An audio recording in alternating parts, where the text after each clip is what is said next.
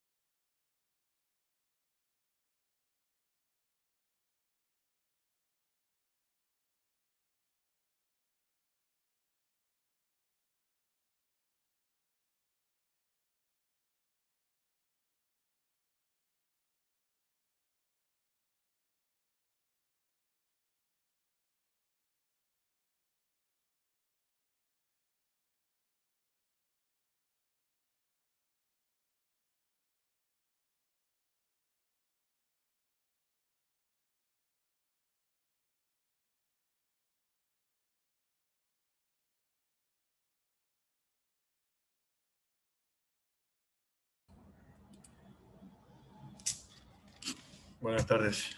Siendo exactamente las 5:20 Buenas tardes. de la tarde del miércoles 4 de noviembre del 2020, damos inicio a esta clase referente a la continuación del desarrollo del artículo 66 y asimismo acerca del artículo 95, ya como siguiente punto del pensum planteado académico, ¿no? Es así como en primer lugar quisiera hacer una retroalimentación del deber enviado la semana pasada acerca de los numerales del 15 al 25 del artículo 66.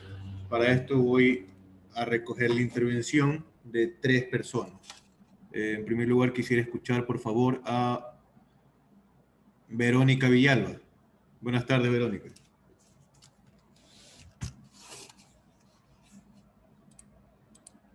Recordando asimismo que las personas que no actúen lógicamente quedarán grabadas para una posterior revisión por parte de la persona encargada, ¿no? Alejandra Rodríguez. Sí, muchas gracias. Cuénteme sobre el deber. Buenas tardes, doctor y compañeros. Buenas tardes.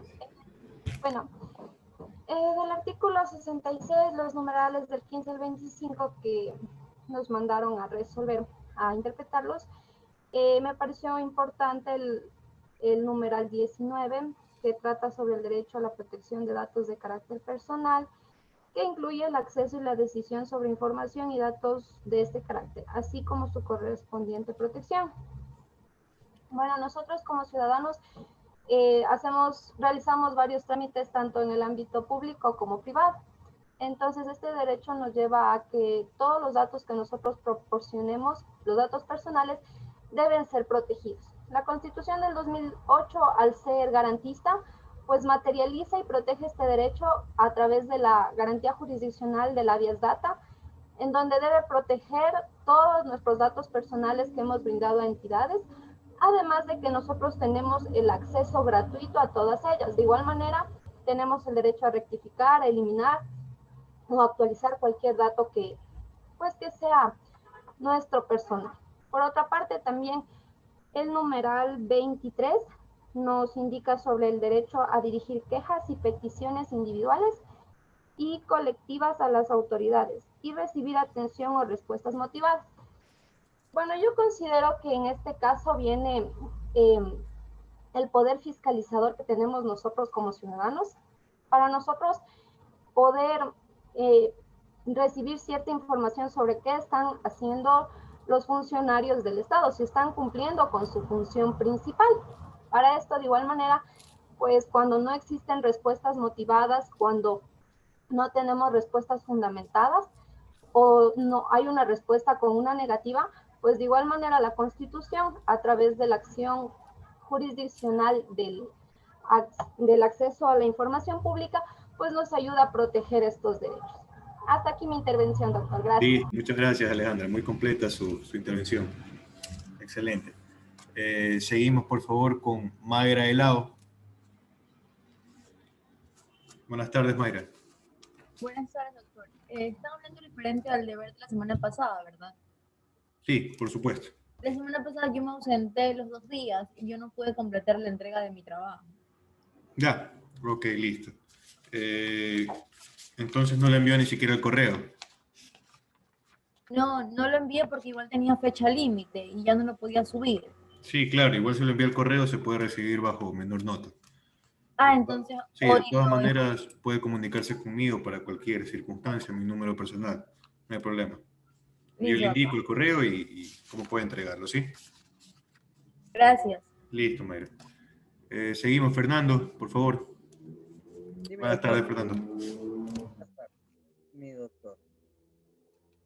Con respecto al análisis de los artículos del artículo 16 de los literales, del 15 al 25, pues yo he resuelto y me ha llamado la atención algunos artículos. Por ejemplo, el artículo con el que me tocó a mí desarrollar es el derecho a la libertad de contratación.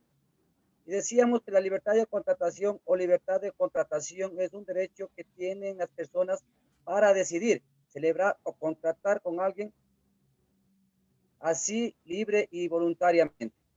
Entonces, ese artículo yo ya había explicado, pero también me había interesado a mí por el artículo 66, literal 18, que dice el derecho al honor y al buen nombre. La ley protegerá la imagen y la voz de las personas. Ahí decíamos que el derecho a la intimidad protege la vida privada del individuo y de su familia.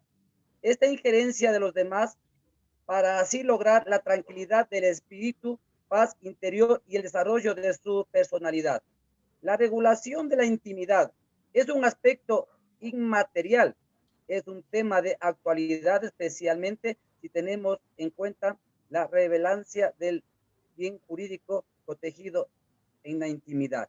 También me había interesado, mi doctor, es el artículo, el artículo, ya, el derecho a la inviolabilidad de domicilio.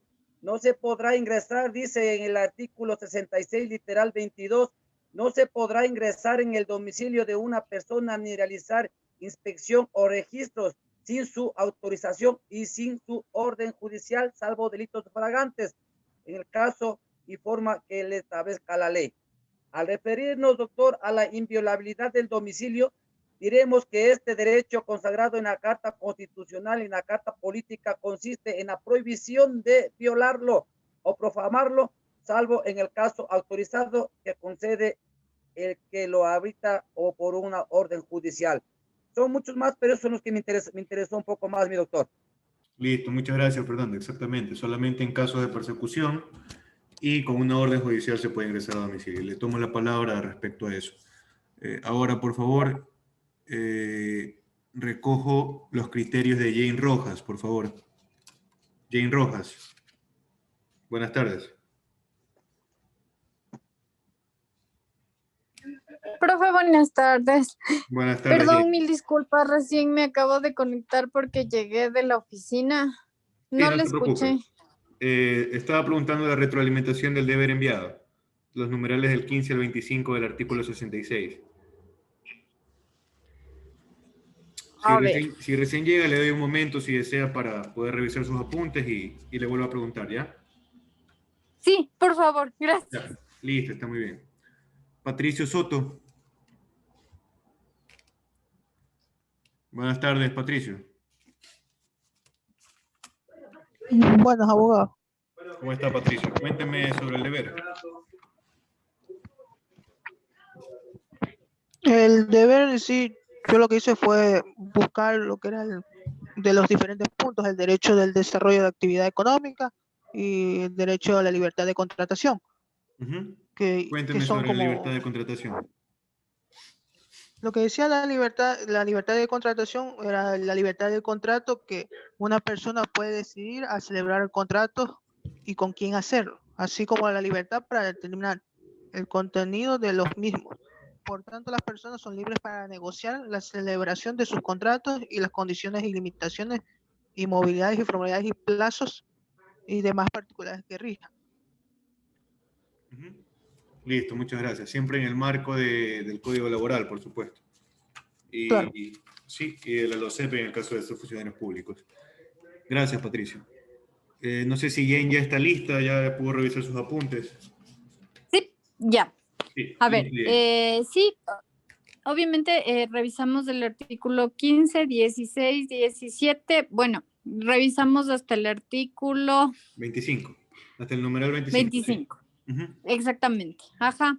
Que habla del derecho a desarrollar actividades económicas en forma individual o colectiva conforme a los principios de solidaridad, responsabilidad social y ambiental, que es el 15 con el que empezamos. De ahí tenemos el derecho que habló ahorita el compañero, el de libertad de contratación. ¿De cuál más o menos quiere que le explique un poquito? Usted dígame su predilecto. ¿Cuál le interesó más? El derecho a desarrollar actividades económicas. Ajá. Es que se basa en las empresas con la finalidad de capital, más no con fines de lucro. Ajá, con ese me interesó más. El derecho a realizar actividades económicas, me dice, ¿verdad? Ajá, en forma individual o colectiva, conforme a los principios de solidaridad, responsabilidad social y ambiental. O sea, Claro. creo que para mí más quiere decir que son actividades relacionadas a ayudar a las personas, más no con fines de lucro, pienso yo. Ujú. Claro que sí.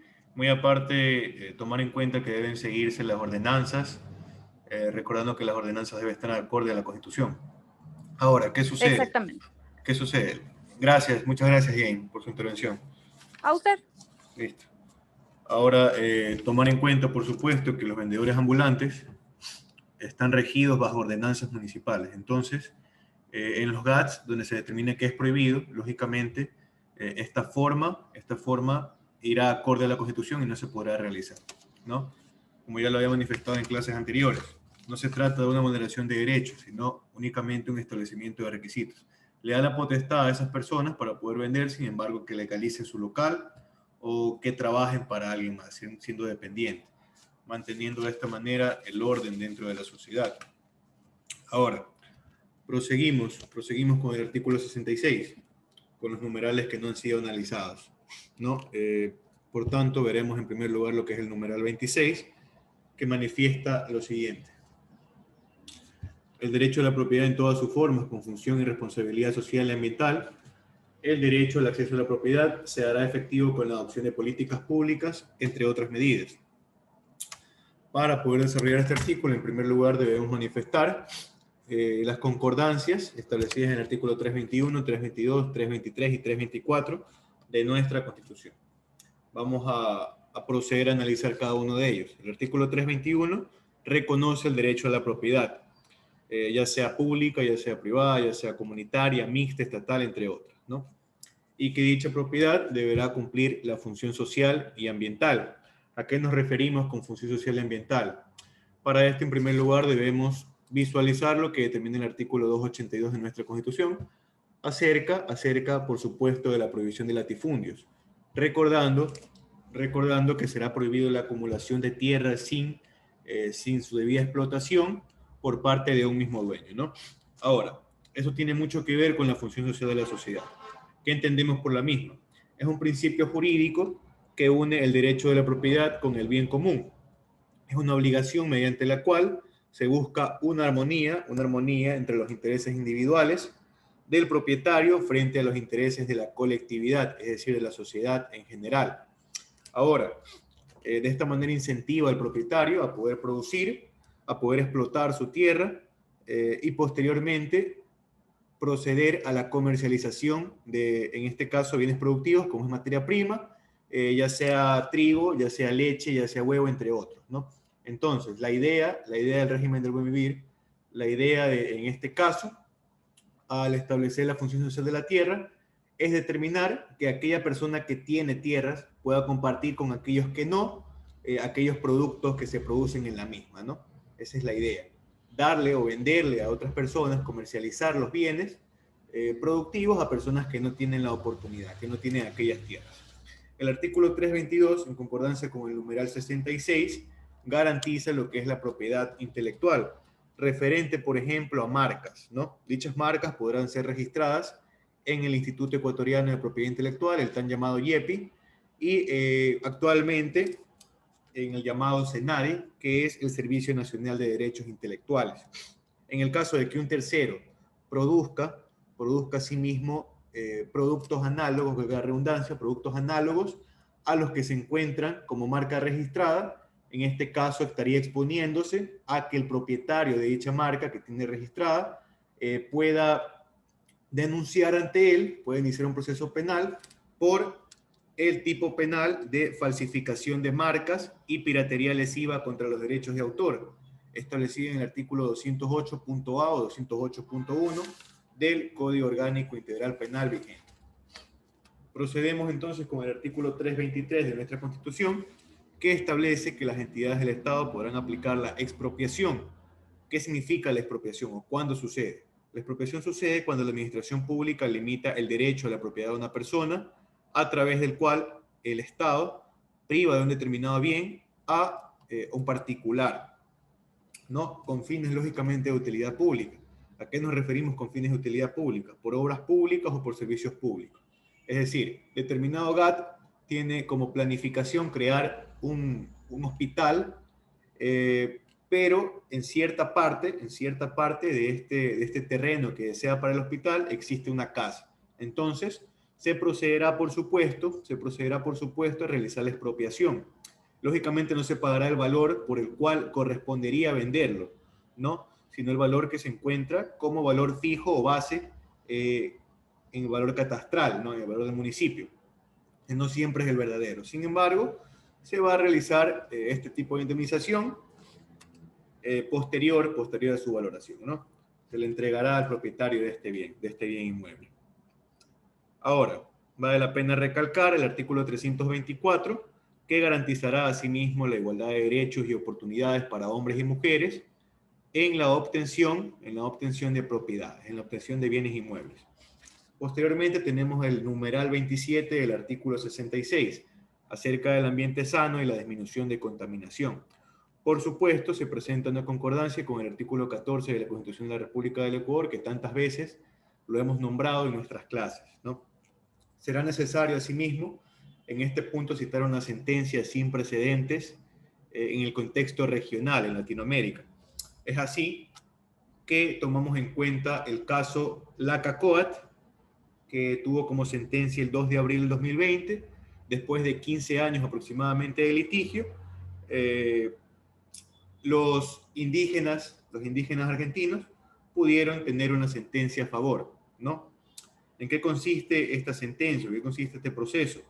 El Estado argentino conocía de actividades de tala y ganadería de territorio indígena que causaban un deterioro del medio ambiente, lo que impedía, por supuesto, acceder al agua y lo que impedía, mejor dicho, deterioraba lo que era el medio ambiente en general. El Estado lo sabía, sin embargo, no tomó medidas para poder frenar esta vulneración de derechos. La sentencia se dio a favor de los pueblos indígenas argentinos, resaltando en su última parte, la sentencia en su última parte, la Corte Interamericana de Derechos Humanos, textualmente, que el deber estatal es el de proteger la naturaleza, no solo por su utilidad o efectos respecto de los seres humanos, sino por su importancia para los demás organismos vivos con quienes se comparte el planeta. Esa fue la sentencia expresa, o la última parte de la sentencia, emitida por la Corte Interamericana de Derechos Humanos. En este contexto podemos entender que aquella reclamación de derechos que antes se consideraba tan infructuosa, en donde se reclamaban los derechos del medio ambiente, ahora se constituye como una realidad, por lo menos en el contexto regional, ¿no? Con un importante precedente, ¿no? Ahora, tenemos el numeral 28 del artículo 66 de la Constitución de la República del Ecuador, que plasma el derecho a la identidad personal y colectiva. Para el análisis de este artículo, en primer lugar, tenemos que citar la concordancia establecida en el artículo 45 acerca de niños, niñas y adolescentes. ¿Por qué? Porque en este artículo se manifiesta que los niños tendrán derecho a una identidad, a nombre, a ciudadanía, asimismo, recordando que el derecho a la identidad es inherente desde el momento del nacimiento. Por tal motivo, el artículo 45 brinda, por supuesto, la obligación a los progenitores de brindar una identidad a sus hijos. Lógicamente, marcando la libertad de escoger cualquier nombre, ¿no? Lo que ellos deseen. Asimismo, según el artículo 97 de la Ley de Registro Civil, Identificación y Cedulación, el único documento que acredita la identidad puede ser la cédula, ¿no? Entonces, en base a esta cédula o para cualquier trámite se va a necesitar la cédula, ¿no? Para pasaporte, para visa, para cualquier trámite municipal, etc. No se puede vivir sin cédula, ya que es manifiesta la identidad de una persona, ¿no? Asimismo, vale la pena recalcar que existen vertientes respecto al derecho a la identidad. Gracias a la existencia de la cédula, las personas se podrán afiliar a distintos grupos, ya sea políticos, ya sea sociales, ya sea religiosos, entre otros. Asimismo, la cédula mantendrá distintos estados, los estados civiles. En primer lugar, puede ser soltero, casado, unión de hecho, divorciado o viudo, ¿no? El numeral 29 del artículo 66, que determina, incluye libertades adicionales, que son libertades sueltas, pero que en sí se encuentran concatenadas, ¿no? En primer lugar, tenemos el reconocimiento de que todas las personas nacen libres, y para explicar el tema, para explicar esta libertad establecida en el numeral 29, debemos citar una concordancia internacional, de un tratado internacional, como es el artículo 1 de la Declaración Universal de los Derechos Humanos, que afirma textualmente que todos los seres humanos nacen libres e iguales en dignidad y derechos. Dotados como están de razón y conciencia, deben comportarse fraternalmente los unos con los otros. Hace un hincapié, entonces, en la dignidad, ya que desde nuestro nacimiento somos libres y no debemos rendir reverencia a nadie, ¿no? El artículo 1 hace referencia a la dignidad. Es así como llegamos a la letra B, el numeral 29 del artículo 66, acerca de la prohibición de esclavitud, lógicamente en estrecha relación con el derecho a la libertad que vimos anteriormente. Asimismo, presentamos una concordancia internacional con el artículo 4 de la Declaración Universal de Derechos Humanos, que determina que los hombres no podrán ser comprados ni vendidos como productos básicos, tal cual se lo hacía anteriormente. Y se prohíbe en todas formas la esclavitud, es decir, referente a personas obligadas a trabajar en condiciones degradantes, sin sueldos y con maltratos, ¿no?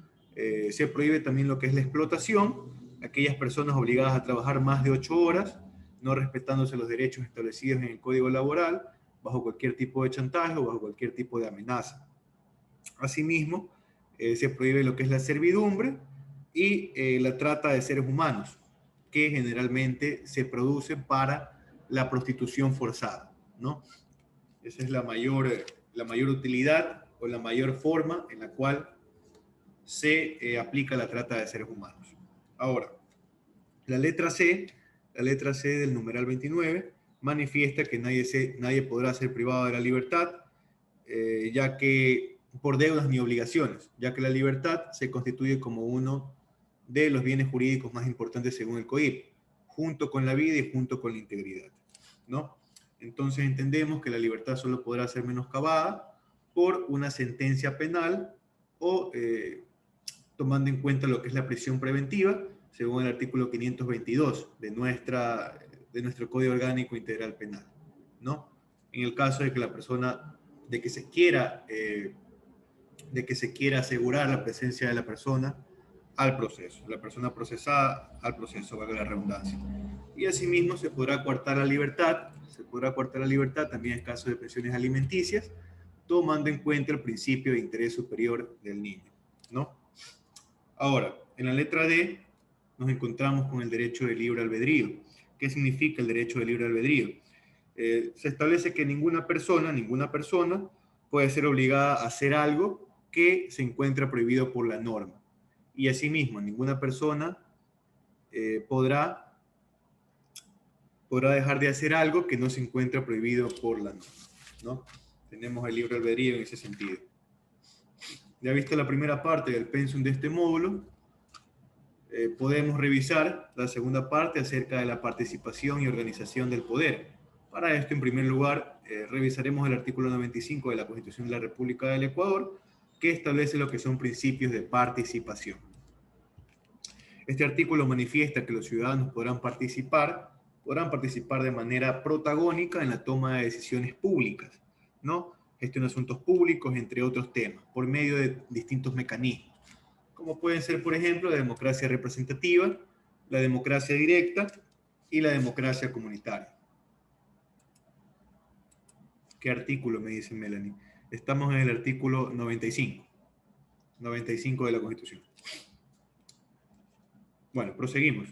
Según la democracia representativa, es decir, la que efectivamente realizamos cada 4 años o cada vez que se cambian las autoridades de elección popular, por medio de voto universal, por medio del voto secreto y escrutado públicamente, como el objeto de elegir autoridades de elección popular, como son presidente, vicepresidente, como puede ser prefecto, viceprefecto, concejales urbanos, rurales, también lo que son representantes del Parlamento andino, entre otros, ¿no? También tenemos lo que es la democracia directa, o también llamada participativa, en donde se determinan algunos mecanismos, como lo es la iniciativa popular, la consulta popular, la revocatoria de mandato, el referéndum, entre otros, ¿no? los cuales van a ser sujetos de investigación para el próximo deber, ¿no? Y también tenemos lo que es la democracia comunitaria, la cual no ha sido totalmente especificada en la norma, en la Constitución, pero que sin embargo existe esta garantía constitucional. La democracia comunitaria es el derecho colectivo de las comunas, las comunidades, los pueblos y nacionalidades indígenas, el pueblo afroecuatoriano, los pueblos montubios, de constituir y mantener organizaciones que los representen en el marco del pluralismo y la diversidad política. Estas formas de participación se regirán por medio de los principios de igualdad, autonomía, liberación pública, respeto a la diferencia, control popular, solidaridad e interculturalidad. Proseguimos entonces con el artículo 96 de nuestra Constitución, que tiene estrecha relación con el artículo 97 y que en sí manifiesta que se garantizarán las distintas formas de organización social y política para intervenir en diferentes niveles de gobierno o entidades públicas, con el fin de incidir en sus decisiones, siempre en el marco de la legalidad. El artículo 97 añade además que estas formas de organización podrán demandar la reparación de daños ocasionados por entes públicos o privados, así como merecer ser escuchados por entes públicos en pro de brindar, por supuesto, propuestas para las áreas económicas, ambientales, sociales, entre otros, lógicamente manteniéndonos siempre acorde al régimen del buen vivir, o también llamado summa causalia en el Ecuador. Avanzamos con el artículo 98 de la Constitución de la República del Ecuador, que tal vez marca uno de los derechos más importantes y más usados, incluso de una manera espontánea por todos los ciudadanos en el país, lo que es el derecho a la resistencia. Vamos a proceder entonces a la lectura de lo que establece el artículo 98 de la Constitución. Los individuos y colectivos podrán ejercer el derecho a la resistencia frente a acciones u omisiones de poder público de las personas naturales o jurídicas no estatales que vulneren o puedan vulnerar sus derechos constitucionales y demandar el reconocimiento de nuevos derechos. Ya leído el artículo, podemos manifestar o mencionar que el derecho a la resistencia presenta diversas connotaciones. En primer lugar, que es un derecho indiscriminado en beneficio de todas las personas y colectividades. En segundo lugar, tenemos el objeto, que el objeto del derecho a la resistencia, por supuesto, valga la redundancia, es a la resistencia a los actos u omisiones del poder público, entendido en el sentido más amplio, donde el poder público significa el ejecutivo, significa toda la administración, la asamblea, los municipios, los jueces, la policía, los organismos de control, entre otros. Es decir, nosotros, por ejemplo, ejercemos el derecho a la resistencia cuando nos para un agente de tránsito, por ejemplo, y procedemos a grabarlo. Sin saberlo, estamos ejerciendo lo que es el derecho a la resistencia, ¿no? Por eso digo espontáneamente. Asimismo, al momento de impugnar multas, estamos ejerciendo el derecho a la resistencia. Al momento de hacer huelgas, lógicamente acorde con la norma o con la ley, estamos ejerciendo el derecho a la resistencia. Siempre en el marco de la legalidad y evitando vulneraciones al orden público, ¿no? Proseguimos entonces manifestando que la resistencia se extiende a los actos u omisiones de las empresas, corporaciones, sindicatos, gremios, todo lo que se constituye como naturaleza privada. La resistencia también se puede dar en casos de vulneraciones expresas de derechos y vulneraciones actuales de derechos, o en potenciales futuras vulneraciones de derechos, ¿no? La idoneidad de la acción queda, por supuesto, librada al criterio y cálculo de quién la resiste, es decir, al arbitrio de cada grupo o individuo que se convierte en su propio juez y ejecutor de la medida. Es decir, se podrán ejercer reclamos administrativos dentro de las instituciones privadas, dentro de las instituciones públicas, se podrá acudir a los órganos jurisdiccionales, tomar la vía civil, la vía penal, etc. Muy aparte de esto, se podrán tomar garantías constitucionales, se podrán tomar medidas cautelares, entre otras circunstancias. Al momento que presentamos cualquiera de estas circunstancias, estamos ejerciendo el derecho a la resistencia. Asimismo, como ya le manifesté, el derecho a la huelga. A la huelga, o por ejemplo, que a una persona la cambien de su departamento dentro de un hospital. Una persona puede resistirse a poder trabajar en otro departamento, ya que no se encuentra apto según su experticia, ¿no? Podrá resistirse, podrá solicitar que le devuelvan a su departamento anterior, ¿no? Ahora, Vale la pena manifestar también que la finalidad del derecho a la resistencia es volver al estado anterior del derecho, o en su defecto, según lo confirma el artículo 98 de la Constitución de la República del Ecuador, demandar el reconocimiento de nuevos derechos, ¿no? El artículo 99 de la Constitución de la República del Ecuador trata sobre la acción ciudadana. Bueno, quedan 3 minutos, no nos va a alcanzar el tiempo para poder analizar todo lo que falta, así que les voy a solicitar que por favor se conecten de inmediato al mismo link, a este mismo link, por favor, para proseguir con la clase y terminar con los 10 minutos restantes. Listo, muchas gracias.